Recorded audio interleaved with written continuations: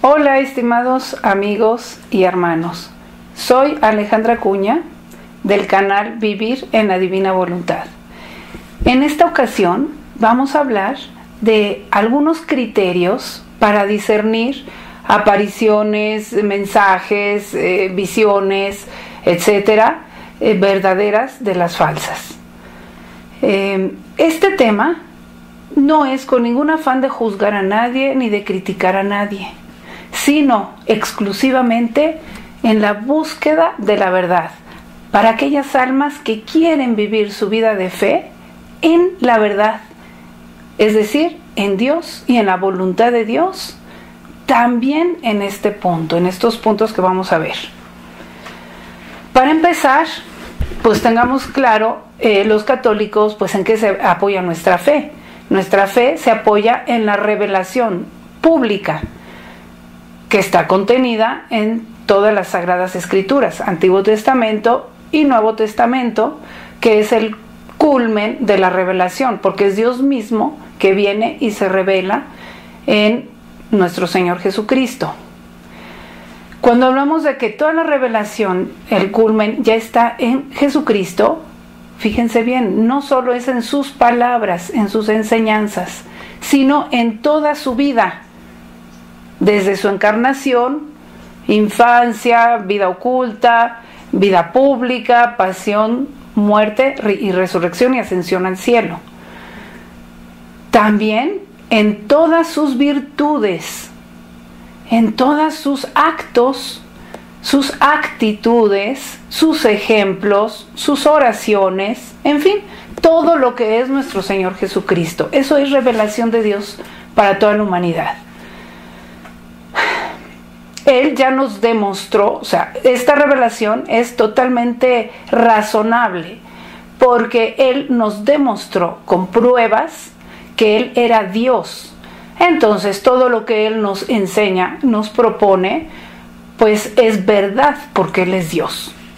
Entonces, en esta solidez se basa nuestra fe católica y no necesita más pruebas ni más cosas. Ahí dice, Jesús mismo dijo, ¿no? Bienaventurados los que creen sin ver. Entonces, ¿para qué? Para que tengamos esa actitud, pues, de no estar buscando o deseando más apariciones, más revelaciones y más cosas, porque ya la plenitud está aquí, en Jesucristo. Lo que sí debemos de desear es profundizar en esta revelación, para lo cual pues tenemos toda la enseñanza de la Santa Madre Iglesia Católica, que es parte de la revelación también, porque Jesús vino y la fundó. Él dijo a Pedro, ¿no? Tú eres Pedro, y a los demás apóstoles, y sobre esta piedra edificaré mi iglesia. Entonces sí vino a edificar su iglesia y la hizo jerárquica.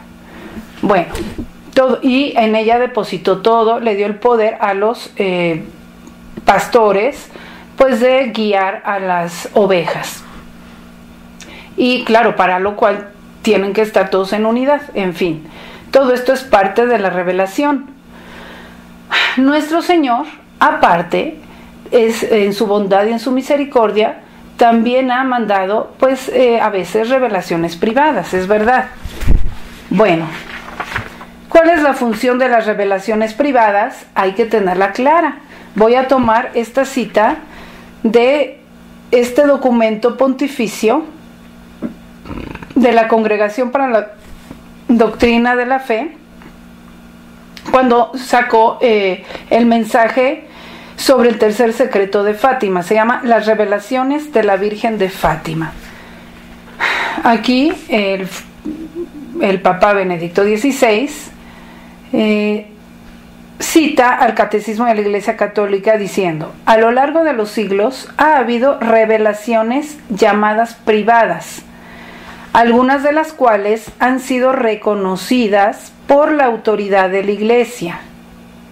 Su función no es la de completar la revelación definitiva de Cristo, entonces, para que entendamos, sino la de ayudar a vivirla más plenamente en cierta época de la historia.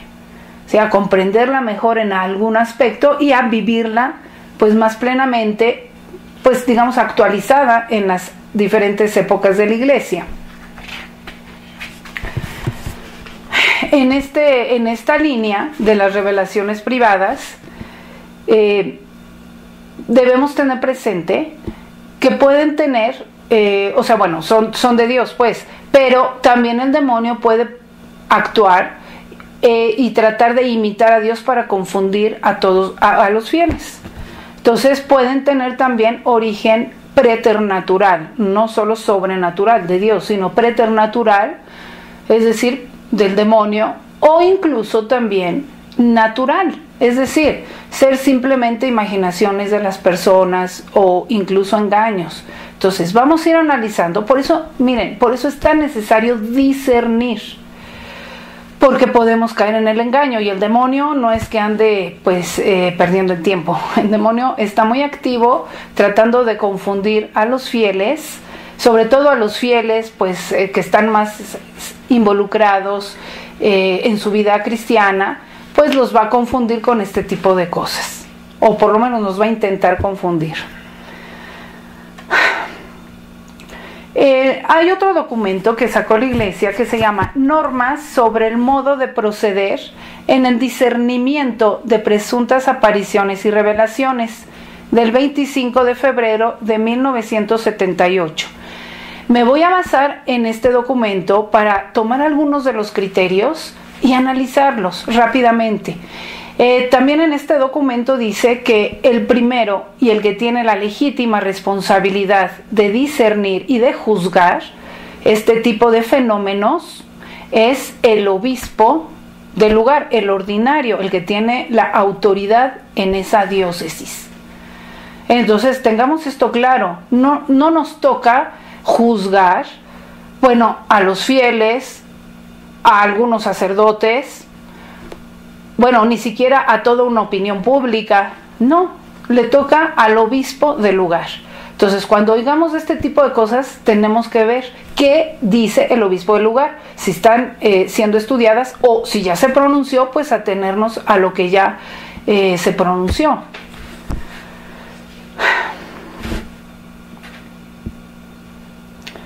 También quiero aclarar que mientras estos fenómenos no estén aprobados por la autoridad eclesiástica, no podemos estar dándolos por hecho. No podemos decir la Virgen se aparece en tal lado, o los mensajes de nuestro Señor de tal otro lado, o de tal vidente.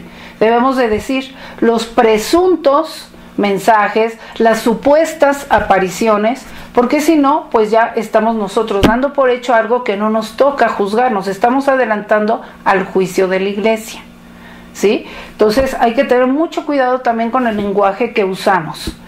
Veamos pues ya directamente algunos de los criterios para poder al menos tener idea nosotros también en discernir y ver por qué también la autoridad eclesiástica pues se pronuncia a veces a favor o a veces en contra. Uno de los criterios es que Dios o la Virgen son muy concretos y específicos cuando se manifiestan, cuando hablan. No se alargan innecesariamente. Veamos los ejemplos. A ver, ¿cómo fue en la Virgen de Guadalupe cuando se apareció, que está aprobada por la Iglesia? Vino directamente desde la primera aparición, dijo lo que quería, dijo quién era y dijo lo que quería. Quiero que aquí me construyan una iglesia donde quiero mostrar mi amor de madre, etcétera, etcétera, ¿no? Y lo mandó directamente con el obispo. La segunda aparición fue Juan Diego con el obispo y le dijo que no le había creído. Entonces la Virgen le dijo que volviera a ir. Entonces volvió a ir Juan Diego. Al insistir, el señor obispo pidió una señal. Entonces la tercera aparición fue que Juan Diego le dijo a la Santísima Virgen que el señor obispo pedía una señal.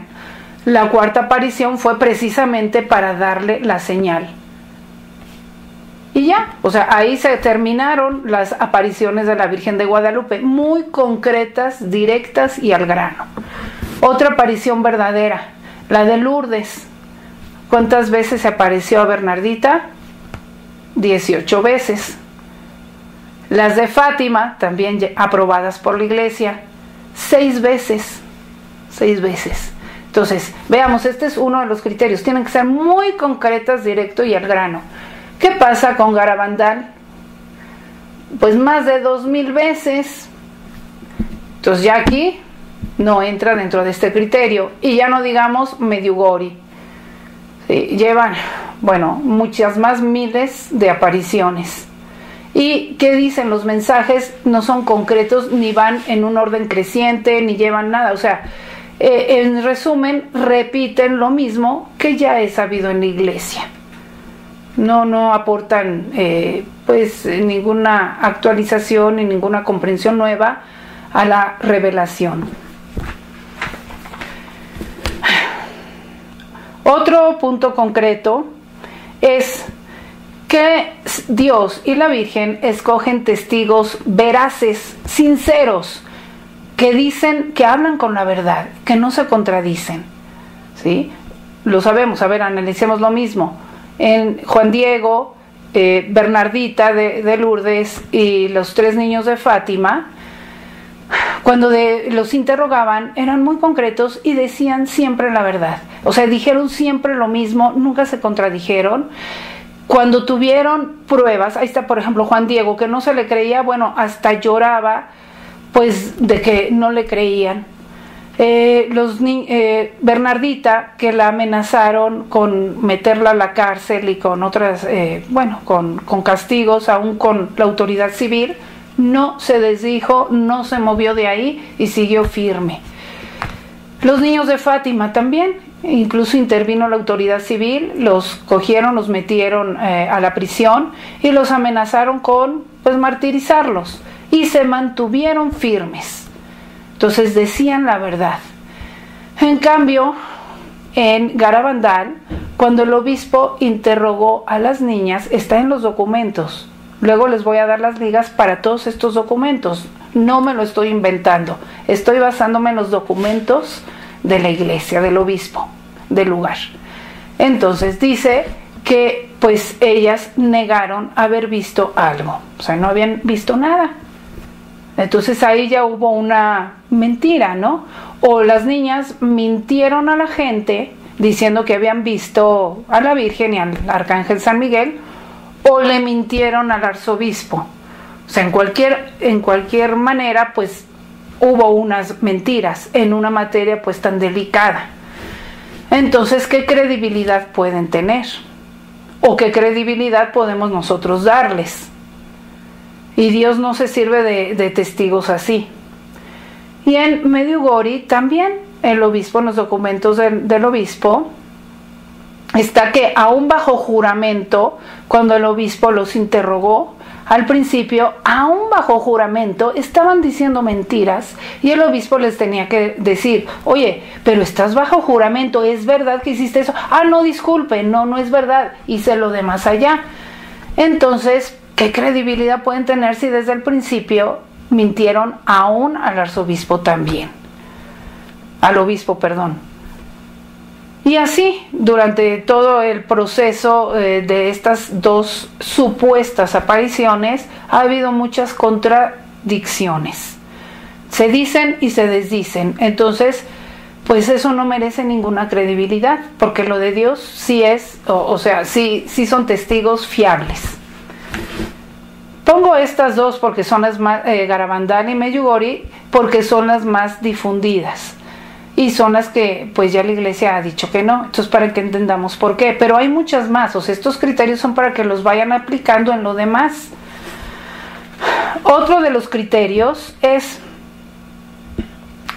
que en los mensajes reales de la Virgen se trata con respeto a la autoridad religiosa, al obispo o al arzobispo del lugar, mucho más al Santo Padre. Por ejemplo, en la Virgen de Guadalupe, pues con todo respeto, pues que fuera Juan Diego a darle el mensaje. Cuando pidió la señal, con todo respeto, incluso yo diría con amor y con cariño, le dio la señal. ¿Sí? Y así en las demás apariciones lo mismo. En cambio, en Medjugorje, pues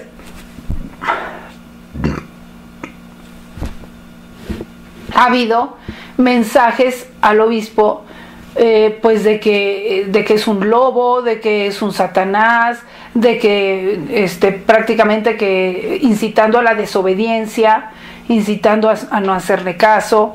Entonces eso no puede ser espíritu de Dios, ¿sí? Y en Garabandal, la verdad, a partir de ahí también empezó un movimiento en contra de la autoridad del obispo, que conforme los obispos de ahí se iban pronunciando, pues un grupo de personas, incluyendo algunos sacerdotes, no iban haciendo caso ni siendo obedientes. Entonces se vino un espíritu de rebeldía a la autoridad de la Iglesia, y eso es un antitestimonio, un fruto amargo que hacen ver que pues ahí no había de Dios, porque la Santísima Virgen María no va a estar deshaciendo la obra de su Hijo. Eso es clarísimo. Al contrario. Otro de los criterios es que donde realmente se aparece la Virgen, sí da señales celestiales para que la gente y sobre todo la autoridad eclesiástica entienda pues que se trata de algo sobrenatural. En el caso de Guadalupe, la Virgen, pues ya sabemos, fue eso de las rosas, que ahí no se daban rosas, no había rosas, era invierno, y sin embargo había de un día para otro cientos de rosas. Luego dio otra señal, le llevó las rosas y ahí se pintó o se imprimió en ese momento la imagen de la Virgen en el ayate de Juan Diego. Y dio una tercera señal, la curación milagrosa del tío de Juan Diego, de Juan Bernardino. Entonces sí hubo señales para que el obispo comprendiera que era la Virgen realmente. En el caso de Lourdes, pues estuvo el manantial de agua que brotó ahí y que empezó a haber curaciones por medio de ese manantial, curaciones que sí fueron analizadas y que sí eran auténticas, y hasta el día de hoy. Entonces esa fue la señal que dejó en Lourdes. En Fátima, pues ni hablar, la multitudinaria señal con profecía que anunció desde las primeras apariciones que iba a haber una señal grandísima, y infaliblemente se cumplió esa profecía, y esa señal la vieron todos los que estaban ahí, creyentes, no creyentes, seglares, clérigos, o sea, cualquier persona que estuvo ahí, todos vieron esa señal del sol, de la danza del sol. Y además de que se secaron, y todo se secó también de un momento a otro, porque había estado lloviendo y estaba todo enlodado y todos estaban empapados. En el caso de las otras dos supuestas apariciones de Garabandal, nunca se dio ninguna señal, se anunciaron señales y nunca se cumplieron. Y en el caso de Medjugorje lo mismo, se han anunciado señales a futuro después de 40 años. En el caso de Garabandal ya pasaron 60 años. En el caso de Medjugorje, pues 40 años. Y no ha habido nada de señal. Todo es a futuro. Y en fin, entonces eso no es dar ninguna señal. Porque la señal se da en el momento para que el obispo del momento entienda las cosas. Entonces entramos así al siguiente punto o criterio, que sería las profecías que se cumplen para probar. Ya dije en Fátima cuál fue la profecía. En el caso de, por ejemplo, de las que estamos viendo, ha habido supuestas profecías. Por ejemplo, en el caso de Garabandal, se dijo que iba a haber la curación de un ciego cuando fuera el aviso. Pasaron todos estos años y el ciego ya se murió, y se murió ciego, y no hubo tal curación. También se profetizó Conchita profetizó supuestamente que iba el sacerdote que había muerto ahí en Garabandal, que cuando lo desenterraran iba a estar incorrupto. Ya lo desenterraron y están los puros huesos. Entonces, ahí para mí es clarísimo, pues que son, bueno, eso no es de Dios, porque las profecías de Dios se cumplen infaliblemente cuando Dios lo dice, ¿no? Y en el caso de Meyugori, pues también, o sea, no ha habido, todo es a futuro y nunca se cumple nada. Desde que yo soy niña están profetizando cosas y se lee por los documentos de la iglesia que desde el principio de las apariciones la gente está esperando, porque por abajo del agua dicen más o menos que en ese año o lo que sea, y pasan los años y no se ha cumplido nada y nada más van cambiando, no, es que ahora sí, es que ahora sí, y total, no sé cuántas veces ya hubieran pasado las cosas y no pasa ninguna. En fin, abramos los ojos para discernir cuando son auténticas profecías y cuando son engaños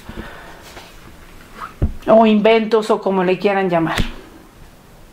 Otro de los puntos para discernir es la humildad auténtica de los videntes. El deseo, pues, de escondimiento. Realmente Dios escoge videntes, testimonios, testigos que son virtuosos, que tienen esta virtud de la humildad. Sabemos que los niños de Fátima pues hasta se escondían para no hablar con las personas.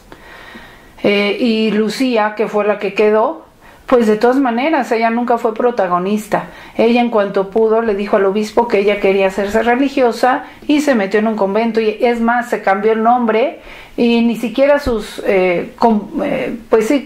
hermanas de convento sabían al principio que era ella.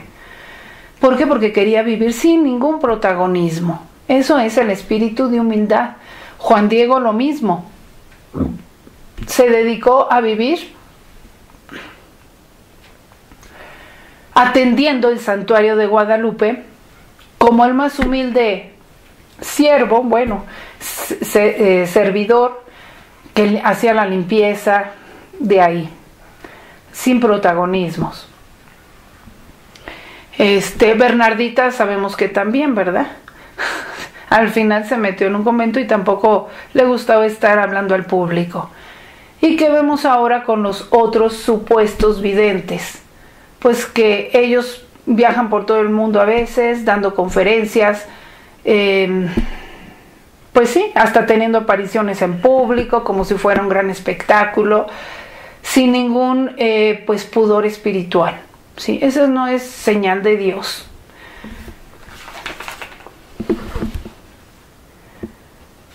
Otro punto es el desinterés económico, que no hay ningún interés económico de por medio. Pues sabemos que los auténticos, o sea, Bernardita rechazaba toda limosna o ofrecimiento de dinero, aunque era tan pobre. Los niños de Fátima igual. Y en el caso, de los modernos videntes actuales, cobran por todas las conferencias y el obispo dice que se mueve muchísimo dinero en todo eso, ¿sí? Y que los beneficiados en parte son los videntes. Entonces, ahí hay mucho interés económico, hay que tenerlo presente.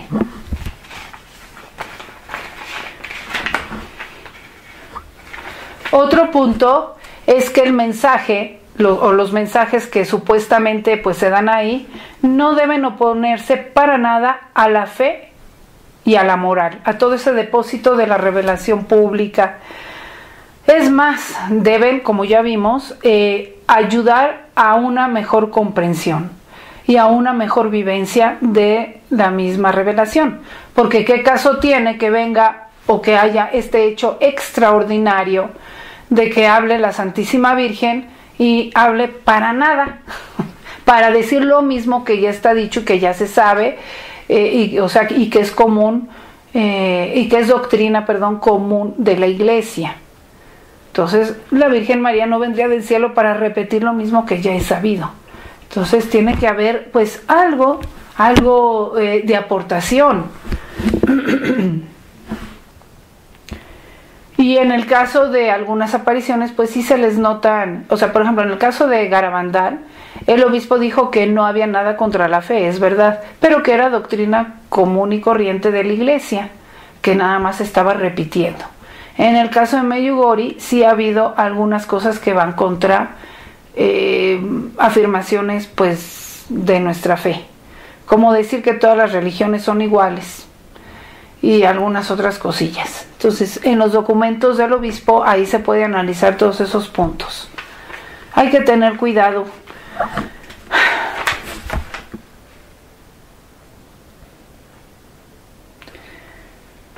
Entonces me van a preguntar, ¿qué explicación tienen estos hechos? Bueno, hasta aquí con esos criterios he querido tocar algunos para que más o menos se vayan dando una idea de cómo se discierne, pero hay muchos más criterios. Por ejemplo, los obispos, ellos hacen también comisiones con especialistas y analizan a los supuestos videntes desde muchos puntos de vista, también desde puntos de vista de la medicina, de la psicología, humanamente, y hacen muchos estudios más.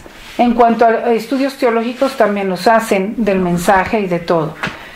Bueno, pero entonces, ¿qué explicación hay de estos hechos cuando vemos que no tienen las características de ser verdaderos? Perdón, me falta decir algunas de las afirmaciones de los hechos. Miren, con todo esto que hemos visto se puede entender por qué, por ejemplo, en Garabandal el obispo pues dijo que no constaba nada sobrenatural ahí. Vamos a ver algunas de las afirmaciones de los obispos. Yo creo que con esto se puede entender mejor por qué el obispo llegó a esas conclusiones. A ver, veamos.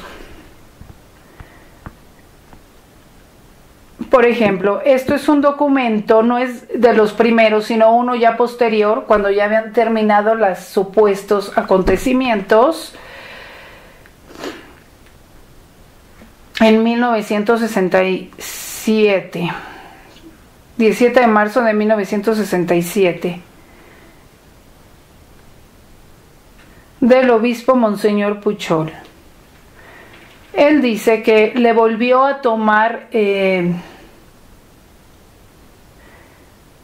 a petición de las interesadas, hemos procedido a tomar declaración a las 4 videntes, supuestas videntes, sobre los hechos acaecidos en San Sebastián de Garabandal. Y de las declaraciones de las interesadas, resulta que, número 1, no ha existido ninguna aparición, ni de la Santísima Virgen, ni del Arcángel San Miguel, ni de ningún otro personaje celestial.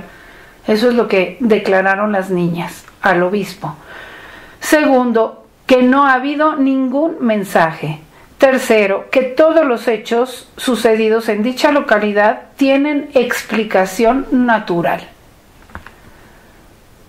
Entonces, continúa diciendo el obispo que al dar la presente nota no podemos menos de felicitar al clero y fieles de la diócesis de Santander, que en todo momento y con filial obediencia han seguido las indicaciones de la jerarquía que ya se había pronunciado anteriormente.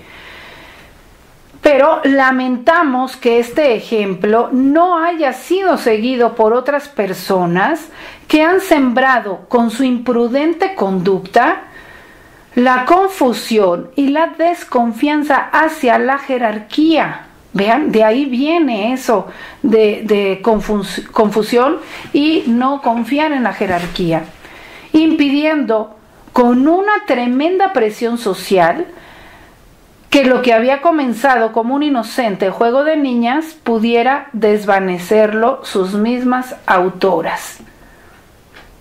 Vean, dicho por el obispo.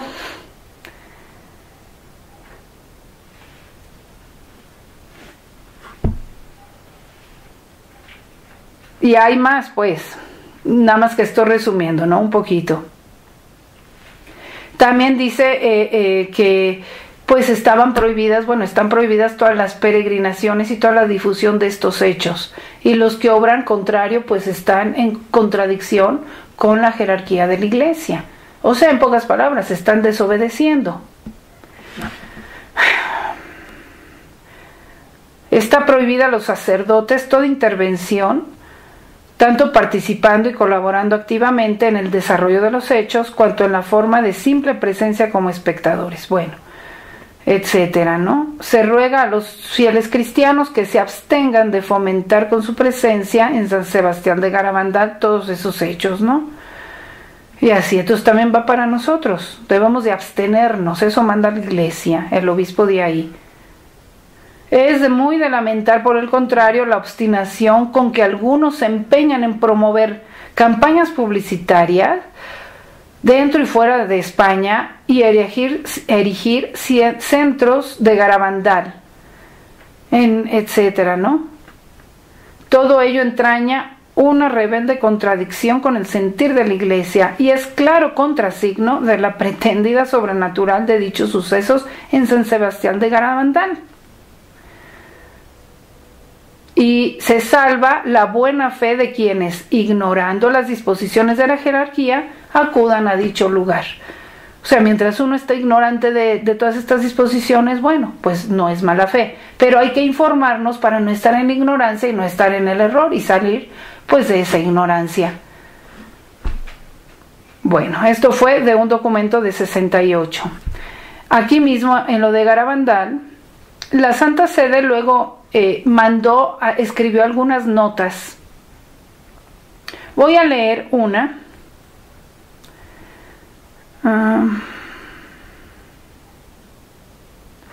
De 1970, ya más cercano, ¿no? En que dice, a ver, lo tengo aquí, reafirmó la Sagrada Congregación para la Doctrina de la Fe el 21 de abril de 1970, reafirmó: esta Sagrada Congregación, a pesar de los requerimientos de varios obispos y fieles, siempre se ha negado a definir el carácter sobrenatural de los acontecimientos de Garabandal. Fíjense en esta frase: después del juicio negativo, definitivo, publicado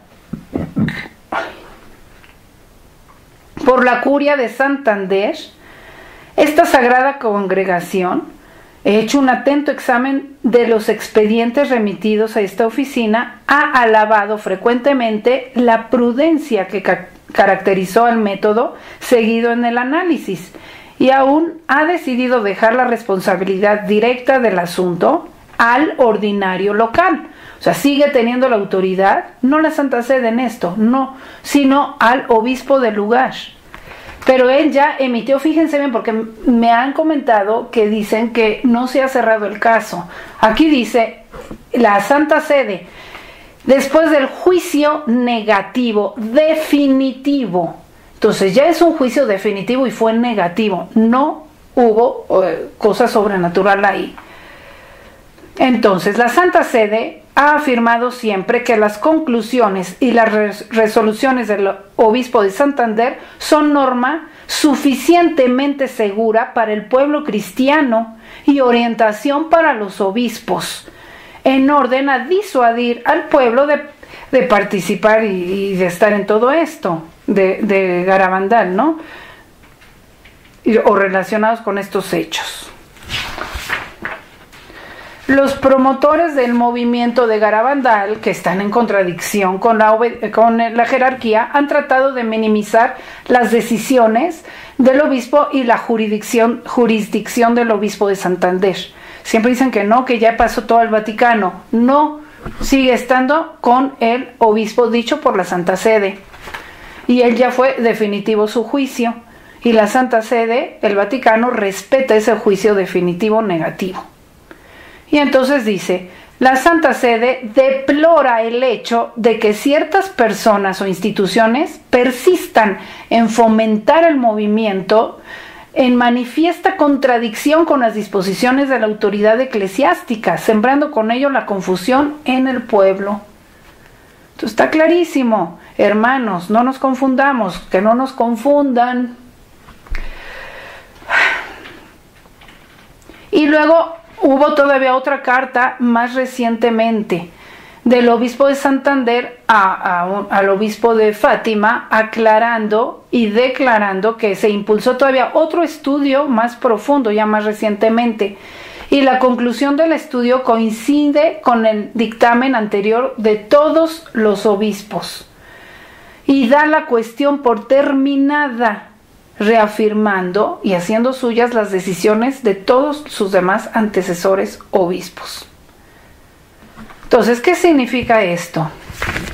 Que entonces en Garabandal, pues está claro, no hubo nada de sobrenatural, y los mensajes que de ahí se desprenden, por ejemplo, lo que más abunda es lo del aviso, lo del gran castigo, pues eso no es sobrenatural.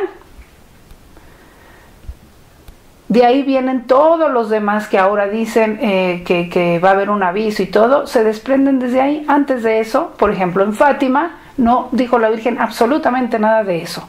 Habló del castigo de la Segunda Guerra Mundial si no se convertían, y ya pasó, pero no habló de un castigo posterior general ni de un aviso.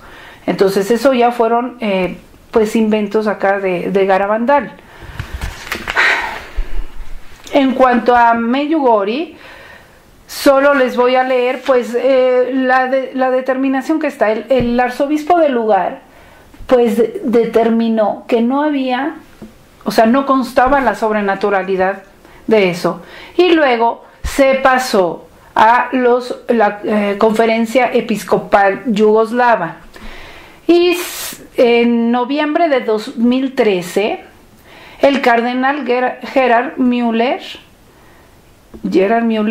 prefecto de la Congregación para la Doctrina de la Fe, volvió a afirmar, cuando le preguntaban, ¿no?, que con respecto a la credibilidad de la supuesta aparición de Medjugorje, todos deben aceptar la declaración con fecha del 10 de abril de 1991 de los obispos de la ex República de Yugoslavia, que afirman: sobre las bases de la investigación que se ha hecho, no es posible establecer que hubo apariciones o revelaciones sobrenaturales. Y continúa diciendo: por lo tanto, los clérigos y los fieles no están autorizados a participar en reuniones, conferencias o celebraciones públicas durante las cuales se den por supuestas las apariciones de Medjugorje. Entonces no podemos estar hablando de las apariciones de Medjugorje, sino las supuestas, porque además ya determinaron que no hubo sobrenaturalidad ahí. Aunque sigan en estudio, bueno, de hecho ya concluyó el último estudio también, nada más que parece que no se ha hecho público, pero va en la misma línea. Entonces, hermanos, no nos confundamos, todo eso no viene de Dios.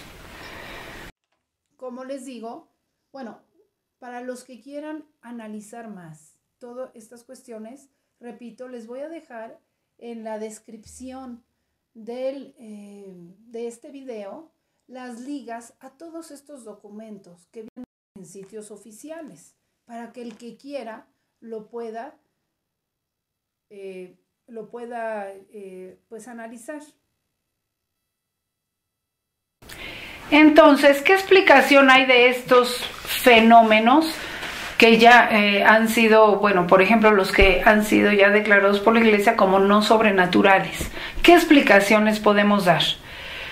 Bueno, a veces pueden ser, fíjense, imaginaciones piadosas, ¿sí? En el caso de Garabandal, por ejemplo, dice el obispo muy claramente que era juego de niñas, o sea, empezó como un juego de niñas. Pero pueden ser a veces imaginaciones piadosas, ¿sí? Gente a lo mejor que pues que se imagina estas cosas y lo siente casi como real, y luego lo andan difundiendo. Entonces aquí también cabe la ignorancia, porque hay que diferenciar, hay que saber diferenciar entre inspiraciones que podemos tener todos, porque Dios y el Espíritu Santo a todos nos pueden inspirar pues cosas buenas, ciertas comprensiones, ciertas luces, pero esto entra dentro del desarrollo ordinario de la gracia, ¿sí? No se puede decir por eso que son locuciones o revelaciones, eso significa otra cosa, ¿sí? Locuciones o revelaciones o visiones son otra cosa muy diferente de las inspiraciones ordinarias de la gracia, de las luces que nos puede dar el Espíritu Santo. Entonces no debemos de confundir. San Juan de la Cruz, que es el doctor místico por excelencia, y muchos otros místicos que hay, escritores y místicos experimentales, autentificados ya por la Iglesia, o sea, reconocidos como auténticos por la Iglesia, pues describen todos estos fenómenos espirituales, los clasifican de diferentes maneras, ¿sí? Para no confundir unos con otros. Entonces es mucha ligereza estar diciendo, me dijo Jesús, me dijo la Virgen, cuando pues puede ser otra cosa mucho más sencilla, aunque venga de Dios, ¿no? También aquí cabe diferenciar que aunque fueran así, también está la propia interpretación de la persona, que puede ya decir, si Dios le hace comprender algo, todavía le mete pues de lo suyo, de su propia comprensión, de sus propios límites, de sus propias ideas. Entonces ahí también habría que discernir ya la interpretación que se le da, tanto por parte ya del instrumento de los videntes, como de parte de quienes hablan, los propagan y los explican. ¿Ven? Entonces, por eso la Iglesia recomienda ser muy, muy prudente. San Juan de la Cruz recomienda, de hecho, rechazar todo ese tipo de cosas mientras la Iglesia no los apruebe y no los explique. También, ¿qué otra explicación se le dan a estos? Bueno, esta sería la explicación, digamos, más ligera, ¿no? También puede ser exaltaciones místicas, ¿sí? O influencias del ambiente. Hay personas, a lo mejor que desde pequeñas han vivido en un ambiente así, y que les han hecho, bueno, o han escuchado mucho que Dios habla y que Dios dice y que la Virgen se aparece y todo eso, entonces se van influenciando y la imaginación pues vuela y corre, ¿no? Entonces, pues pueden ser influencias también del ambiente externo, ¿sí? Ha habido casos así. De hecho, incluso hay sacerdotes que influencian a algunas personas y les hacen creer que pueden tener revelaciones y que las anoten y las van influenciando, incluso llegar a manipular. Yo conozco, me tocó a mí una de esas sacerdotes, ¿sí? No estoy hablando a la ligera, son experiencias que he tenido. Entonces, tener mucho cuidado. También puede haber, pues, lógicamente, engaños y fraudes. ¿Por qué? Pues por muchas cosas, por vicios espirituales, por deseo de protagonismo, por darse uno más importancia y que le crean a uno. En fin, todo esto ya son vicios espirituales. No me toca a mí ni a nadie estar juzgando a esas personas, por eso está la jerarquía de la Iglesia. Yo les digo las posibilidades, las explicaciones que se pueden dar en general, no concretamente a cada caso. Pero bueno, hay que tomarlas en consideración porque sí han pasado, ¿no? Hay gente que lo hace incluso por dinero. Entonces, pues hay que tener cuidado. Y también pues está ya lo último, lo más grave que pudiera ser la acción diabólica. San Juan de la Cruz narra cómo incluso en conventos, pues sí ha habido casos así, que alguna religiosa pensaba que se le aparecía el niño Jesús y estaba muy metida en todo eso, y San Juan de la Cruz descubrió que era el demonio para distraerla de la verdadera vida espiritual, de desprendimiento de sí misma, de renuncia hasta de los gustos espirituales para ir solo a Dios, de la renuncia de esos protagonismos espirituales, de esa soberbia espiritual. Entonces sí, hay casos históricos en que ha habido todo esto de parte también del demonio. Bueno, me van a decir ustedes, bueno, entonces ¿por qué en esos lugares hay conversiones? ¿Que no es una prueba también de un buen fruto de sobrenaturalidad? Bueno, sí aceptamos que hay conversiones en esos lugares, aunque no haya apariciones. Eso no significa, no avala que ahí hay sobrenaturalidad. ¿Por qué? Porque las conversiones se pueden dar en cualquier lado. Dios está en todas partes, Dios ve el alma, y en cuanto el alma busca a Dios, esté donde esté, pues Dios se hace encontrar por el alma o la Virgen, ¿sí? Yo he sabido de conversiones hasta de personas que están en una secta satánica y ahí se convierten, o personas que están en una discoteca y ahí se convierten, ¿sí? ¿Por qué? Porque pues están buscando a Dios y en ese momento comprenden, Dios les da alguna luz, alguna cosa, y ahí comprenden y ahí es su conversión. Pero eso no avala hechos sobrenaturales. También no son los únicos frutos. También hay otro tipo de frutos en este tipo de fenómenos que ya fueron declarados por la Iglesia que no son sobrenaturales. Estos frutos son frutos amargos o frutos ácidos, que los quiero nombrar para que tengamos más criterio, hermanos. Por ejemplo, lo que ya más o menos dije, ese espíritu de rebeldía, de soberbia y de desobediencia a los legítimos pastores, es un fruto pues amargo que sí hay en esos lados, en Garabandal y en Medjugorje y quizá en otros lados. Ahorita nada más digo esos, ¿no? Perdón. En cambio, en donde son verdaderos, ahí está en Guadalupe, en Fátima, pues está ese espíritu de respeto a la autoridad de la Iglesia, ¿sí? Y de obediencia. Entonces, otro de los frutos es que hay un apego exagerado a estos fenómenos, que al final anclan a las personas y no las dejan progresar espiritualmente.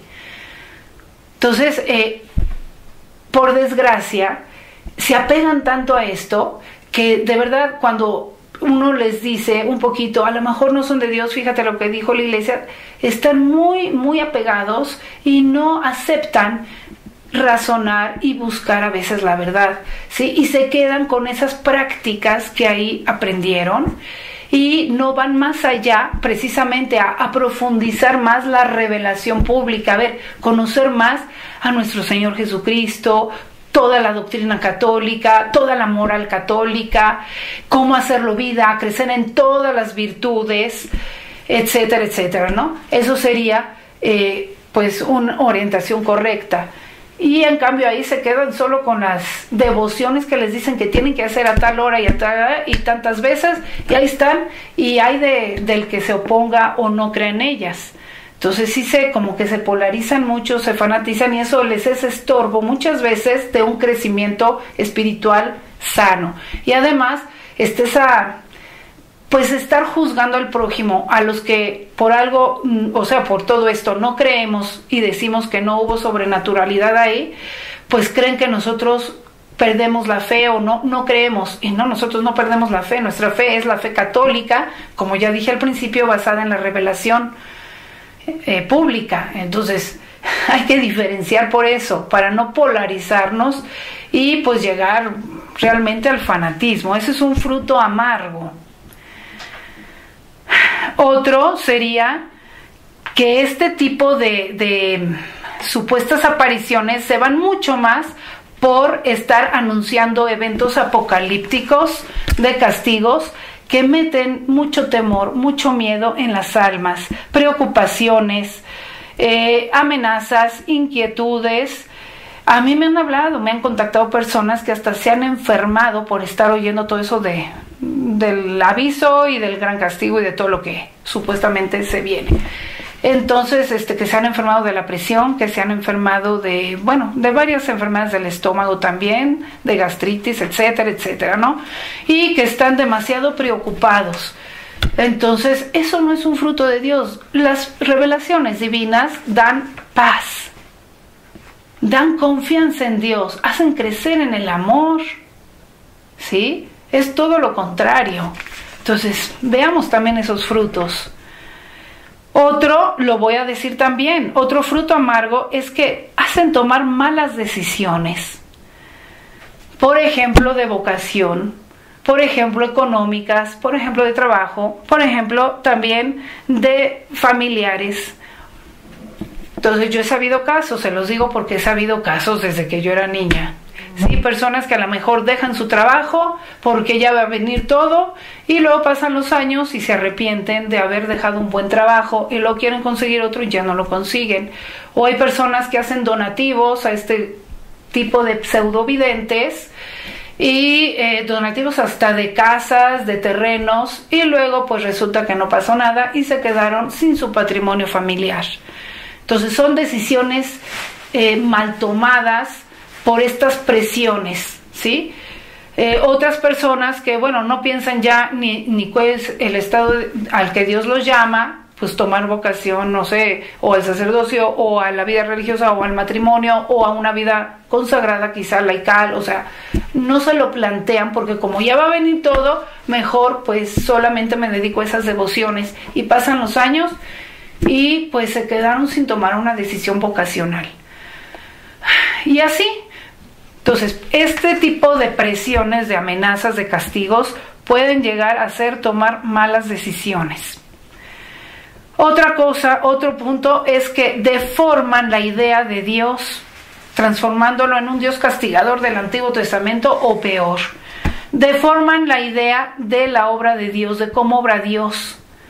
Ya parece que Dios va a venir a mandar a la Virgen a avisar que dentro de más tiempo va a venir a volver a avisar, por medio de la vidente 8 días antes, para que va a venir un aviso, porque después, el que no haga caso del aviso, va a venir un castigo. O sea, eso no es el modo de obrar de Dios. Dios es concreto, directo y al grano. Lo vemos también en la Biblia, como en Nínive, que le dijo a Jonás: ve y predica que si no se convierten en 3 días, voy a mandar un castigo aquí.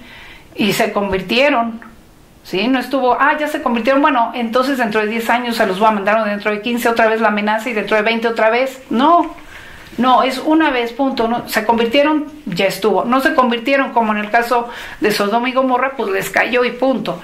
Pero estar así, con que avisa de que va a avisar, que va a luego venir un aviso, pues eso no es de Dios. Dios es directo, pues. Entonces deforman la idea de cómo obra Dios. Deforman, aquí viene algo muy, muy grave. Deforman la idea del reino, de cómo se va a desarrollar el reino. Mucha gente pues ya está a conocimiento del reino de la divina voluntad por medio de los escritos de Luisa.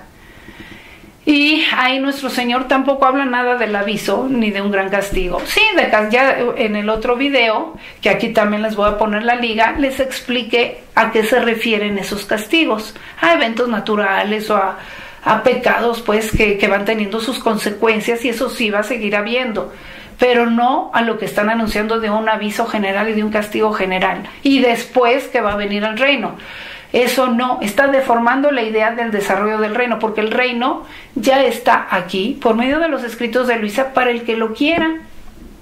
Entonces muchas personas me ha tocado que ya tienen los escritos de Luisa, pero se están preparando para el aviso, no para el reino. Y lo del reino lo dejan de un lado, porque el reino va a venir después de un aviso, y como nunca va a venir un aviso, pues se van a perder el reino, porque el reino es para ahora. Entonces es un engaño. De eso se sirve el demonio, para engañar y para obstaculizar vivir en el reino ahora, con todas nuestras fuerzas, dedicarnos pues a conocer y a vivirlo, sin esperar acontecimientos futuros. Entonces cuidado, porque esto sí es muy peligroso para el bien espiritual de ustedes, hermanos,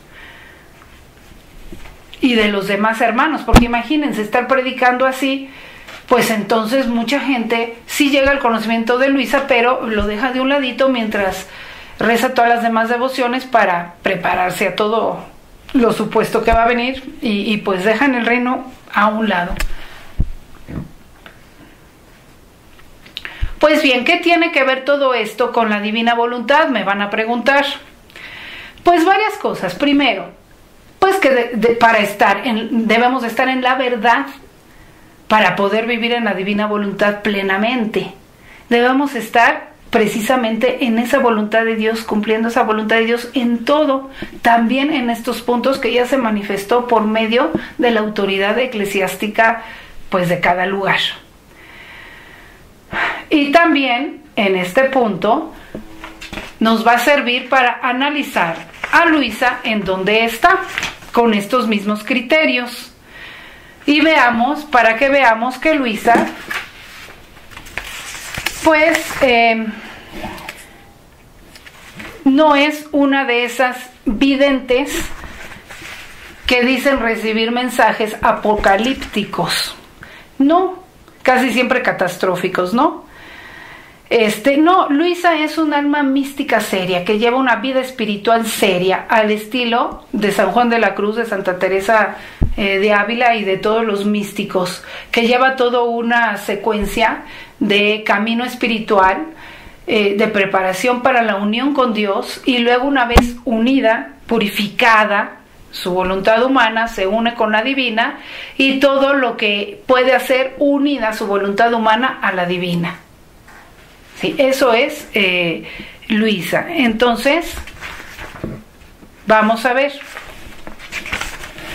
El primer punto de que son concretos, ¿no? Eso lo voy a analizar hasta el último. El segundo punto, que escoge testigos veraces. El obispo de Luisa y todos los testigos que la analizaron en su tiempo, como San Aníbal María de Francia y otros, siempre dijeron que nunca encontraron engaño, ni sombra de hipocresía, ni sombra de nada de falsedad en Luisa. Toda su vida fue totalmente sincera, ¿sí?, en comunicar pues lo que pasaba con ella y todo. Sí, nunca se contradijo, nunca nada, nunca la cacharon en ninguna mentira ni nada por el estilo. ¿Sí? Hasta el heroísmo, que trata con respeto a la autoridad eclesiástica. Siempre Luisa no solo trató con respeto, y las comunicaciones que ella escribía, trataba, también los mensajes pues, trataban con respeto al obispo y al papa, sino también Luisa misma siempre fue muy obediente a la iglesia, a su obispo y a su confesor designado por el obispo, ¿sí? No solo en lo que le mandaban, o sea, de algunas cosas, sino también aún en lo que no le gustaba. Cuando le mandaban a hacer pruebas, también le mandaron a hacer pruebas médicas y pruebas de mucho tipo, y ella se sometía a todo lo que le mandaban. Entonces siempre dio signos de respeto a la autoridad eclesiástica. Y el obispo mismo, su obispo mismo dice que siempre vivió dulcemente sometida a la autoridad de su obispo, que dan signos y profecías para convencer al obispo y probar y a los demás involucrados. Entonces, eso ya lo hemos analizado en otros videos también. No lo quiero repetir aquí, pero sí lo hubo en Luisa. Sí hubo profecías de que iba a haber tal guerra, de que iba a pasar tal cosa, tal terremoto, y pasaban a los pocos días. Por eso les digo que muchas de las profecías no eran para futuro, eran para ahí, y se ve en algunos volúmenes como pasaba, profetizaba o decía, es que vi esto, y a los 2-3 días pasaba. Entonces sí hubo esas señales proféticas y de signos para convencer al obispo. El otro criterio, humildad, que nunca, amor al escondimiento, y que nunca quiso ser protagonista. Basta con decir que ella pues vivió escondida, y cuando su confesor, que era el encargado de sus escritos, quiso publicar, ella se sometió con sumo dolor a eso. Ella no quería que se hicieran públicas sus escritos, porque no le gustaba ser protagonista. Sin embargo, se sometió, pero con la condición de que no apareciera su nombre. O sea, mientras Luisa estuvo en vida, nunca se supo que era ella lo de sus escritos. Entonces sí, fue ese amor al escondimiento hasta el final de su vida. Y cuando iba la gente a verla, no es que ella se diera aires de que, mira, Jesús te manda a decir esto y lo otro. No, nunca tomó ese protagonismo. Hablaba de la voluntad de Dios, de la voluntad de Dios es lo más grande y todo, pero no decía, es que Jesús me dice para ti. Nunca tomó eso. Lo dice San Aníbal María de Francia y don Benedetto Calvi, su último confesor. Desinterés económico. Cuando se imprimieron los libros de las Horas de la Pasión y los demás que se imprimieron en tiempos de Luisa, no quiso recibir ninguna lira por eso. Totalmente desinteresada económicamente. Y entonces, pues veremos el último punto. Si se cumplen todos los puntos dichos por su obispo en los documentos que han sacado. El primer punto, que sean concretas. Cuando uno lee los escritos de Luisa, realmente son muy concretos. Cuando habla Jesús de algo, es muy concreto. Y cuando se alarga, es muy curioso porque está hablando casi siempre de cosas nuevas o poniendo en orden otras cosas, pero siempre le da un matiz nuevo. Y además está, la verdad, hablando de cosas nuevas, aportando una comprensión mayor a todo el misterio de Cristo, a toda la vida de Cristo, a los actos de Cristo, a la divinidad de Cristo, de la Santísima Virgen también. Y los teólogos teólogos censores de los escritos de Luisa, han tenido estas opiniones muy favorables, que nunca se repite en conceptos, es una, que es muy exacta teológicamente en hablar, que es muy profundo en tratar todos esos temas de dogmática o de mística o de ascética también. Entonces, si se alarga tanto durante tantos años, deberíamos de prestar atención a lo que ahí nos está diciendo, porque no fue innecesariamente, sino necesariamente.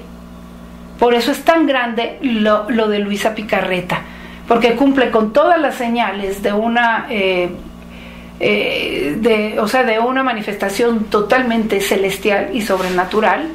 Y si se alarga, pues hay que poner atención, porque si es algo grande lo que nuestro Señor le manifiesta ahí a Luisa. Bueno, entonces, por último, por estas razones, quiero decirles que hay que tener cuidado en no revolver a Luisa con supuestas apariciones, no solo no aprobadas por la Iglesia, sino ya desaprobadas por la Iglesia, porque eso no le hace bien a nadie, porque no estamos en la verdad. Eso arroja tinieblas, al menos en algunos puntos.